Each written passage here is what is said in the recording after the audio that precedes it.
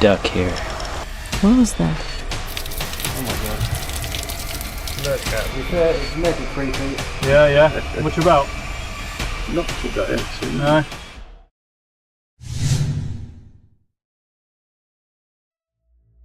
Back in 2017, a YouTuber named Phil began uploading videos of his hiking trips to his channel, Hike Slam. In one video, Phil sets out on an overnight hike the day before Thanksgiving, planning to camp along a trail in Virginia. At the start of the hike, everything appears normal. The weather is clear and the surroundings are quiet. But about half an hour into the trail, Phil comes across something unusual. Strange pieces of trash placed directly in the middle of the path. When he looks closer, he notices writing on them, a mix of song lyrics and unsettling phrases. That's when the situation begins to feel off. Writing on some of this garbage?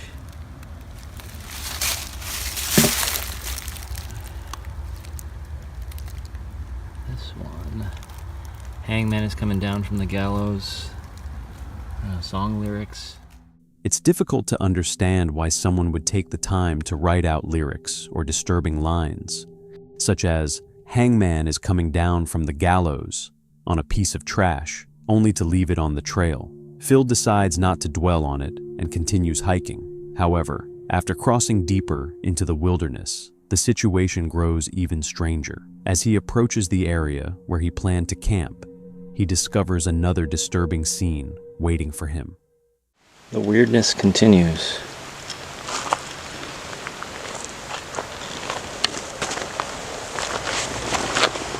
What the hell?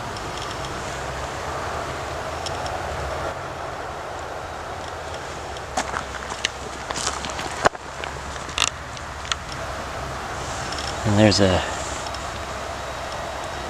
duck here.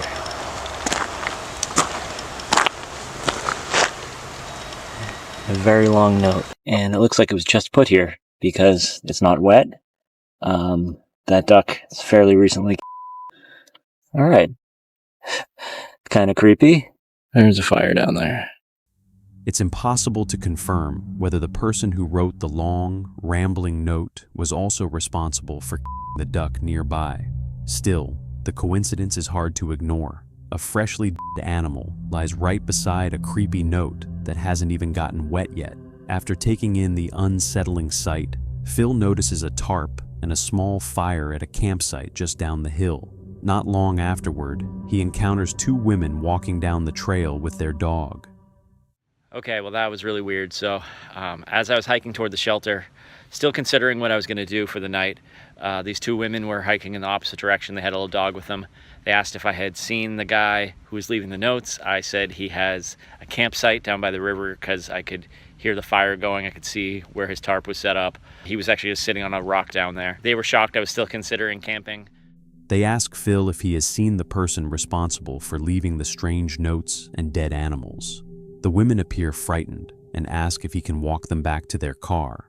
Deciding it would be wise to put distance between himself and the campsite anyway, Phil escorts them back. Afterward, he gets into his truck and drives to a completely different section of the Appalachian Trail several miles away. Fortunately, the rest of the hike toward a new shelter is far less eventful. Phil sets up his tent, cooks ramen on his camp stove, and spends a quiet evening by the fire. Once night falls, he steps into the shelter to look through the camp log, where hikers often leave notes about their journeys. That's when things take another disturbing turn. Wait a second. Hold on, I'm gonna adjust the camera here. This writing looks almost exactly like the writing that was on that garbage a couple of miles from here. Let's see if this makes any sense. In 2018, while I was incarcerated at the Okaloosa County Jail. What the heck? Wow, this is weird. It's just like it goes in one direction, then immediately goes in a completely different direction. And there's just so much of it. Even though the shelter is miles away and located on the other side of the road, the handwriting in the camp log looks exactly the same as the writing Phil saw earlier on the trash along the trail. That discovery alone is unsettling, but the content of the entry makes it even worse. The writer describes time spent in solitary confinement at a county jail, mentions government conspiracy theories, and even references grave robbing. The thought that someone recently released from jail might be wandering the woods, leaving dark and rambling notes along the trail, is deeply unsettling. As Phil gathers his things and prepares to retreat to his tent, he notices one final detail hanging from the shelter ceiling, placed there to keep mice away. Dude, what the hell is going on here? I'm in the shelter, I'm packing up my stuff to go into my tent, and they have these things that they put in shelters a lot to hang your food bag from, so like mice can't get to it. Look at this one. What do you know? Same handwriting as the one in the book, and that garbage on the trail from that same dude. So it says, watch out for yeet mouse. The dead do walk and talk. Like, what the hell is going on? The note reads, "Watch out for yeet mouse. The dead do walk and talk." Understandably unsettled, Phil zips himself inside his tent. In a situation like this, the last thing anyone would want is to hear strange noises outside in the middle of the night. Unfortunately, that is exactly what happens next. I was down in my tent, not asleep, kind of just like lying there staring at the tent walls, listening to all the sounds, and then I heard somebody down by the shelter. So at first I had to convince myself it wasn't what I thought I heard, but it definitely was somebody down there. So I didn't even wait to see or go down to see who it was, see if it was like a bunch of teenage girls or something. I don't know. I was just like, I am getting out of here. So I packed up all my stuff, and I packed it up very quickly. I don't think I left anything behind, and I just walked past. As I walked past, it did look like a single guy hanging out in the shelter. He had a headlamp on. All I could really see was the light from the headlamp, so I could have been wrong. But man, it was yeah, so I don't know. I just got out of there, and like that's the thing. It's like it was probably a guy who was out like me, like out and wants to just go camping or spend a night out. Beautiful night, but I wasn't gonna hang around. I don't know. I guess I got scared, but so I decided to pack up all my stuff and hike back. I looked back behind me a bunch of times as I was hiking to see if that light was following me. It sounds silly, but I mean, like, I didn't see the light following me. At first, I thought it was following me just because I could still see it through the trees because it's fall and there's no leaves in the trees. But now I think I'm almost back at my truck, and I'm just going to get out of here and go home. While trying to sleep, Phil hears someone moving around the shelter. When he peeks outside, he sees a single man wearing a headlamp, pacing the area. Not wanting to find out whether this might be the same person responsible for the disturbing notes, Phil quickly packs up his entire campsite. In record time, he heads back toward his truck, running through the darkness and repeatedly looking over his shoulder. It's possible that the man with the headlamp was simply another night hiker looking for a place to rest. But considering the strange notes, the dead animal on the trail, and the isolation of the woods, it's probably a good thing Phil trusted his instincts and left when he did. Meet Rob, the creator behind the YouTube channel Rob Outdoor. Through his videos, he takes viewers along on explorations of abandoned and unusual locations, often spending the night to document anything out of the ordinary. His straightforward approach keeps viewers engaged as he shares the experience in real time. But on one particular night, Rob would discover just how unpredictable and sometimes unsettling these excursions can become. On July 12th, 2024, Rob arrived at a remote location known as Dogging Spot, a place known for its isolation. The video begins with Rob introducing the area, explaining its reputation while showing the route leading in. As he drives toward the location, the rough road conditions immediately stand out, reinforcing just how secluded the place really is. because there's a few cars down here already, and it's only 6 o'clock. Don't get me wrong, there could be dog walkers, but again, as per last time, we've already seen single male occupants in the vehicles. At least 2 vehicles with single male occupants. Jesus Christ. I'll show you at some point later on how bad the road is on the way in here. The actual, the drive. And you can't tell me people want to drive down this car park. We're in the back now. I'm going to say right up against this here, it's a normal park next to me. That's the drive you come in, and this was only a small car park. So that car there, single male occupant. The car next to it, guy just walking his dog, and the car next to that, single male occupant. And then there's a couple of empty cars here. After the long and exhausting drive, Rob notices several vehicles already parked in the area. The sight immediately raises questions about the true purpose of the car park. Hoping to avoid drawing attention, he parks his van carefully in stealth mode. Once parked, he prepares his dinner. After eating, he quietly observes the surroundings. Before long, he begins noticing unusual behavior from some of the other visitors, and the atmosphere gradually becomes more unsettling. This place is weird.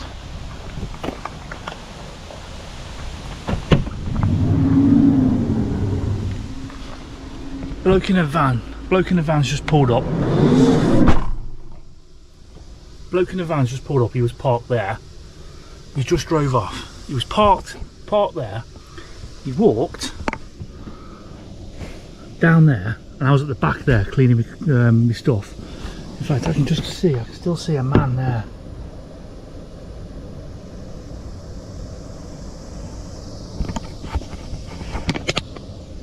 See him?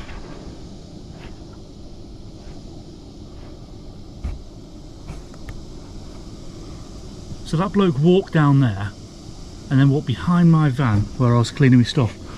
Look at that bloke there, look. Trying to look in the back of my van.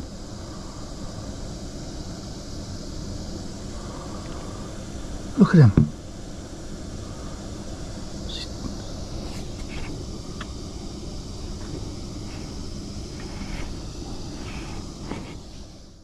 The situation becomes even stranger as cars begin arriving and leaving the area at frequent intervals. Combined with the odd behavior he noticed earlier, the activity creates a growing sense of unease, leaving Rob wondering what exactly is happening there. Later, while cleaning up after dinner, he suddenly notices someone approaching along the trail behind his van. A man walks toward the nearby woods, then reappears and seems to glance toward the back of the van, as if trying to see inside. Realizing something may be wrong, Rob grabs his trail camera and approaches the man to confront him.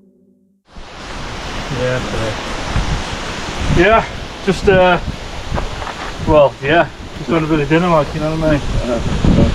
So, how about yourself, you alright?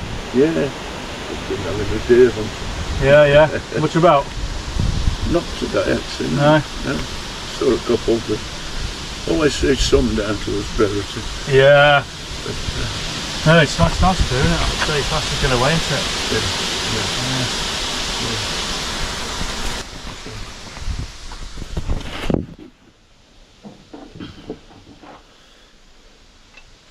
Just had a curry and Sorry? I've just had a curry and it seemed like a good idea at the time, but not so much anymore. Yeah. It's clearing up this. It is, it's a bloody... Yeah. Wasn't ideal, to be honest.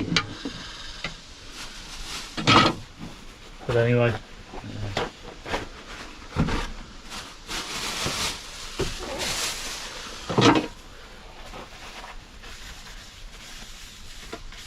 You were well equipped anyway. Well, try my best. So when the wife kicks me out, you know what I mean? Yeah. Right, I better leave you to it. Alright mate, no worries. I'll have my dinner. Have a nice evening. And you. Cheers, ciao.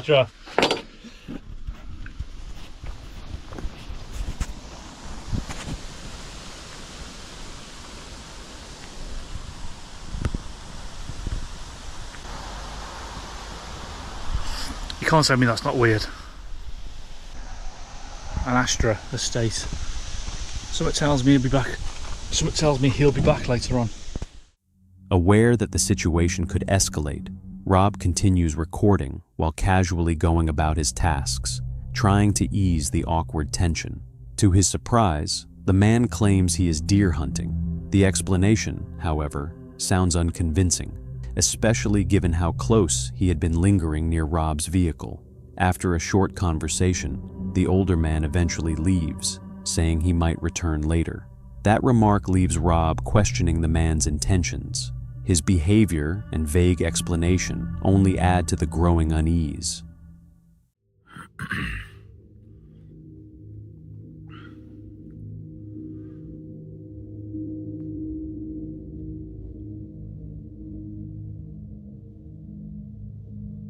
So that's the third time he's done that.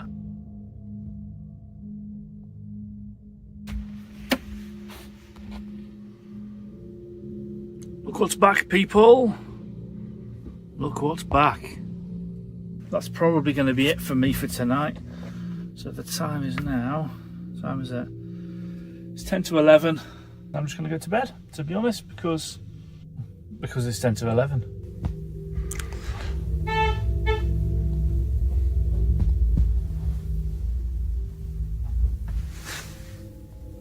So 5 minutes ago I told you I was going to sleep. Since then, 2 cars have been round, papping their horns. The motorhome that was here, he's bottled it and he's gone. As the night continues, the strange encounters become even more frequent. 2 vehicles repeatedly drive past the area, honking their horns and creating an atmosphere that feels both disruptive and unsettling. Combined with the earlier suspicious activity, the constant disturbances make it clear that this is not a place where Rob is likely to find any rest. Realizing the situation isn't improving, he decides to pack up and move to another location. The unpredictable behavior of the people around him has turned what was meant to be a quiet overnight stay into a tense and uncomfortable experience. The night leaves him with more questions than answers. What was the real purpose of that car park? Why were vehicles arriving and leaving at such unusual hours? Were the people there simply passing through, or was something else happening that outsiders weren't meant to understand? Perhaps the most unsettling part was the feeling that he had been watched the entire time. Although nothing directly dangerous occurred, the strange interactions and unusual behavior created an experience that was difficult to ignore. On February 28th, 2025, a video uploaded by the YouTube channel 80s Kid Outdoors documents a solo overnight stay in Snowdonia National Park, Wales. The creator arrives at Penrose Isaf Bothy, a quiet 19th century farmhouse used as a simple shelter for hikers. From the start, heavy rain and strong winds make the conditions feel uneasy. It's clear that the night may not go as planned. So today I'm back in Wales. This time I'm in the Snowdonia National Park, and as you can probably tell, it is chucking it down with rain, and there are very strong winds today as well when you're out in the open. Anyway, I'm on my way to another Bothy, except this one is the biggest Bothy I've been to so far. It's actually a 19th century farmhouse, but will I get this one to myself? If you saw my last video, then you'll know I had to share a very tiny Bothy with 2 other people and their 2 dogs. But this one, much larger. Fingers crossed, I'm going to be the only one there.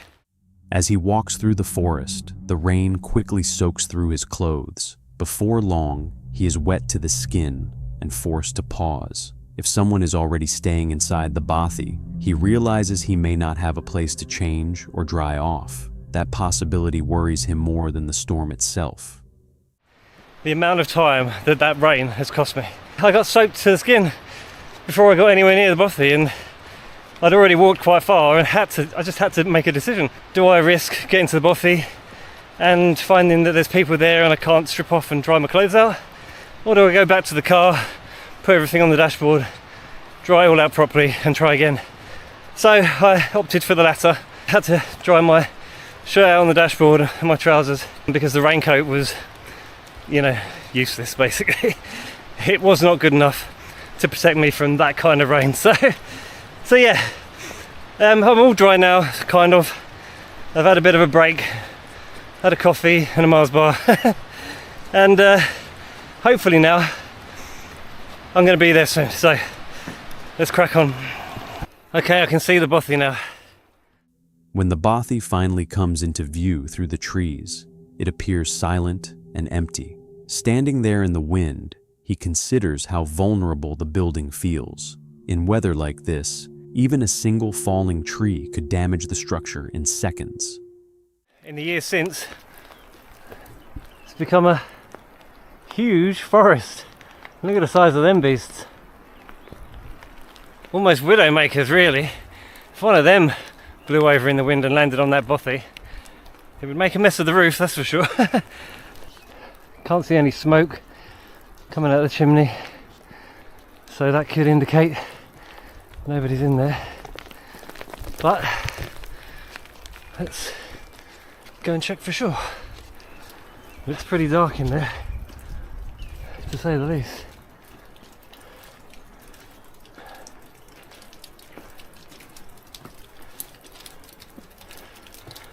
So that's the name of the place, Penros Isaf. Inside, the interior is extremely dark, even though the sun has not yet set. When he speaks, his voice echoes through the empty rooms. Nothing answers. Holy crap, it's dark in here. Hello?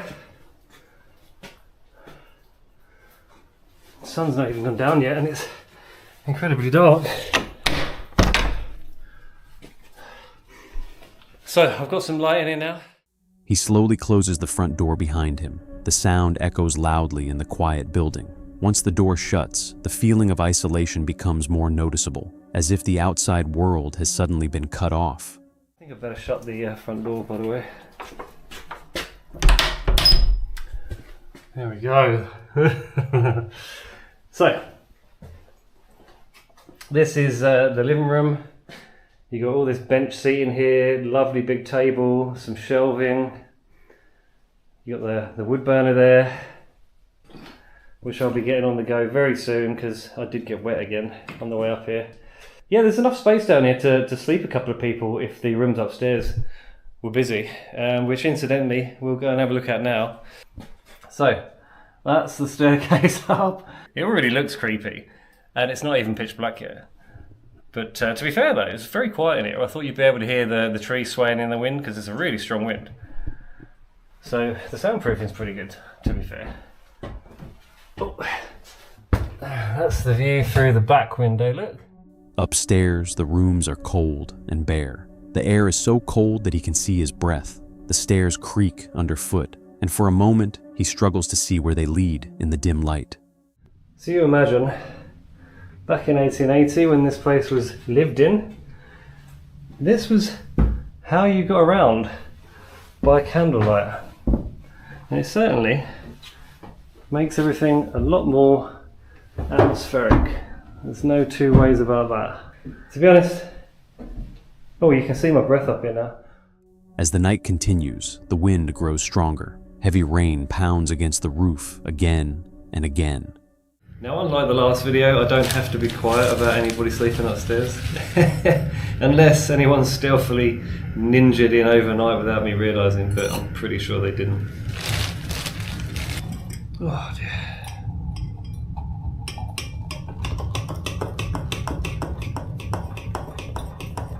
Now, I was about to go and check out what it's like outside. All of a sudden, I've just heard like what sounds like heavy rain. Heavier than I heard since I've actually walked in it, because I could literally hear this hitting the roof upstairs. It's going to be light soon, but oh my god, look at this. I really wanted to wander around outside in the dark. Later, the fire begins to fade. Without the warmth and light from the fire, the Bothy feels emptier than before. He sits quietly, listening carefully for any sound that doesn't belong. I have to say, without the roaring sound in the background, it really does feel so much quieter now. It felt like the roaring fire was keeping me company, not just keeping me in a cosy environment. I'm going to leave the candles burning, I'm going to leave the fairy lights on, and that'll provide just a little bit of ambience. Anyway, good night. See you tomorrow. So it's 5:30 in the morning, and that was the best night's sleep I've had in a Bothy so far. I mean, the first one I slept in, I didn't sleep at all, really. The second one, I maybe grabbed a couple of hours. This time, I slept for about 6.5 hours. Fairly solidly. I woke up a couple of times, but... Toward morning, the rain grows even heavier. When he looks outside, he realizes just how severe the conditions have been. Throughout the night, there had been no safe way to leave the shelter in the darkness. Oh my god. Look at this. I really wanted to wander around outside in the dark. And not only has it been raining all night, but with an hour to go before sunup, it's now chucking it down much harder than it has been all night long. Almost at the level it was when I got soaked on first hike up here. Oh, unbelievable. Which means potentially I'm going to get soaked again hiking out of here. Unbelievable. He makes it through the night without injury, but the experience stays with him. Nothing truly dangerous happens, yet the darkness, the weather, and the complete isolation turn the stay into one of the most unsettling nights he has experienced outdoors. On October 30th, 2023, the YouTube channel Travel Beans, known for van life content and slow family travel, began searching for a place to wild camp. At first, nothing seems out of the ordinary, but a quiet tension gradually settles in, unspoken yet persistent. After visiting several of Scotland's most famous landmarks, the focus of the journey begins to shift. Sightseeing gives way to the search for a place to spend the night. Hey, we made it! We're in Scotland! First time in Noah in Scotland! I'm already not feeling welcome here in Scotland. It's like they've turned the temperature down the second you get in here. As it was late, we decided to stop at a service station along the route for the night. First night done, and we felt very welcomed here in Scotland, mainly because we had to pay £10 for the privilege of doing so. But we had probably the best showers that we've ever had in a service station. Okay, I really don't think it's that big a deal that we feel welcome at a service station, because obviously they have money to make. The real test is going to be how welcome are we going to be out in the beautiful Scottish countryside, which is what we're really here for, let's face it. The plan is to wild camp tonight, so we are on the lookout for a really great park up spot. We use the app Park for Night to find our spots, and I'm filtering it by places that are surrounded by nature, and we've got this one here right next to a loch, but also it is right next to the main road. And it's pretty loud. It's very, very loud. Yeah, it's pretty though, really pretty, and you can walk all the way down to the beach down there. Unfortunately, I think this one is going to be a no because it is too close to the road, and we have had a bad experience with this in the past.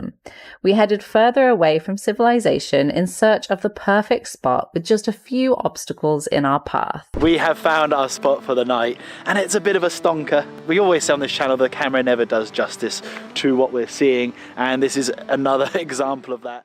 Several beautiful locations appear along the way. They look convenient, even inviting, but each one feels too exposed. The possibility of locals driving past and honking their horns in the middle of the night is enough to keep them moving. Eventually, after driving deeper into quieter areas, they discover a secluded parking spot beside the water. At first, it seems perfect, isolated, peaceful, exactly what wild camping should feel like. But that impression quickly begins to fade. There are always going to be people who ruin things for everyone else. There is always going to be people letting the side down. So as you can see here, we've got a fire pit, which I'm not sure if that's strictly legal or not. I don't really necessarily have an opinion about that. But what I do have an opinion about is taking a shit and leaving it there. Why do we not feel welcome in Scotland? This is the only place that purposefully we have been woken up by locals beeping at us. Which is why we try and find places off the main road. Because here a lot of locals do not like camper vans. Absolutely not. For reasons like the poop that's outside. At the end of the day, the problem is that there are a few bad eggs letting the side down for the rest of us. There have been reports of things like littering, parking in the passing places, emptying grey waste on the side of the road, sleeping in inappropriate places like graveyards, ignoring no sleeping signs, and just being generally bad drivers. I think that, along with the growing popularity of things like the NC 500 route, has just been the perfect cocktail to create so much havoc that the locals just end up hating all of us. We gave an interview a couple of years ago with a newspaper explaining about the NC 500 and why the locals don't like it. There is kind of an infamous Facebook group where the locals basically just hate on all van lifers that come through the area. Yeah, pretty much anyone. They posted about us and came at us. It is particularly upsetting when we make such an effort to leave no trace, to be as respectful as possible, to support local businesses, to do all these things in the right way. We also completely understand why people would be so upset with these kind of horrific behaviours like we listed before, but it definitely isn't the majority of people that are doing that. It really is a few bad eggs. But as a community, I don't think the majority should necessarily ignore the minority in this, and like, it is a real issue what is going on.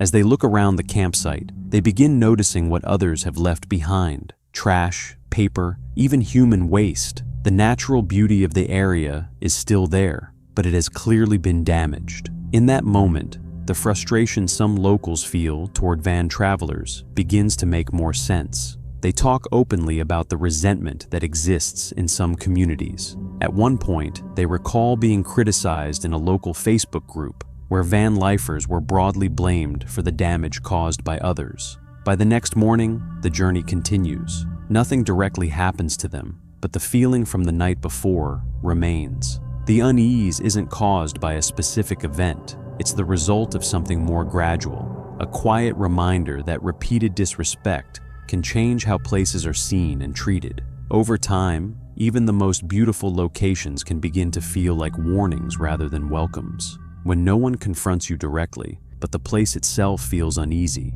it raises a difficult question. Is it still an invitation to stay, or a sign that the damage has already gone too far? The next disturbing video was uploaded on a YouTube channel named Muscovite, a travel and lifestyle channel that documents solo road trips and remote camping across Russia. On October 8th, 2025, the journey leads to a wooded area in Karelia, where a group of isolated bungalows sits quietly near a lake.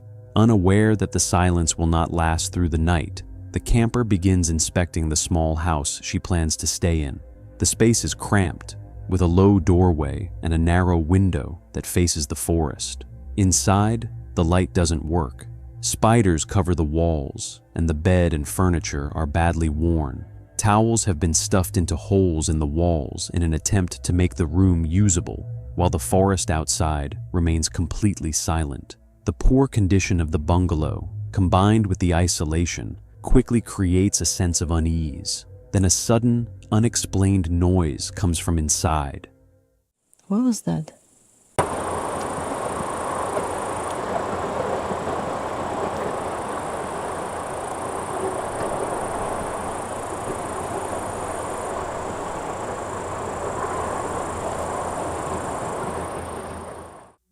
She freezes, unsure where the sound came from, while the forest outside remains still. Later, she explores another nearby house and finds it in even worse condition, suggesting the site may have been neglected for a long time. Throughout the night, intermittent sounds echo around the campsite, repeatedly drawing her attention back toward the forest. Although the situation feels unsettling, the sight of houses and parked cars across the road helps keep panic at bay. By morning, she reflects on the experience. The original bungalow had been unlivable, but moving to another structure made the night manageable. The night in Karelia shows how isolation, silence, and unfamiliar surroundings can heighten uncertainty, even when no clear threat appears. And when a place offers no answers, the question remains: how do you know when discomfort is harmless, and when it's a warning you shouldn't ignore? That's all for tonight's video. Which encounter unsettled you the most? Let us know in the comments below. If you have your own experience, we'd like to hear it. And whatever you do, don't miss what's coming next.